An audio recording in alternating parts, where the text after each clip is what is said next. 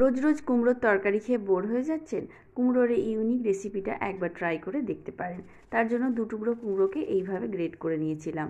এইবার 200 গ্রাম ছোলার ডালকে আগে থেকে ভিজিয়ে রেখেছিলাম। এইবার মিক্সিং জারের মধ্যে দিয়ে এটাকে পেস্ট করে নিলাম। দিয়ে দিলাম আগে থেকে গ্রেট করে রাখা কুমড়ো, লবণ, হলুদ, কালো জিরে, সাদা জিরে, সামান্য চিনি, চিলি ফ্লেক্স আর ভাজা মশলা। সমস্ত কিছু হাত দিয়ে ভালো করে মিশিয়ে নিয়েছিলাম।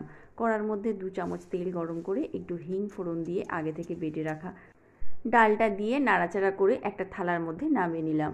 একটু হাত দিয়ে ভালো করে সেট করে ঠান্ডা হয়ে গেলে পিস করে কেটে নিলাম। অপরদিকে কড়ার উপর তেল গরম করে একটা একটা করে ডালের বরফি দিয়ে ভেজে তুলে নিলাম।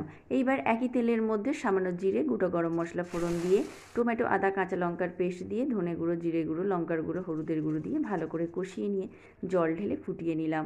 এইবার বরফিগুলো দিয়ে ফুটে উঠলেই ঘি, গরম মশলা দিয়ে দিলেই তৈরি হয়ে গেল দারুণ স্বাদের কুমড়োর বরফি।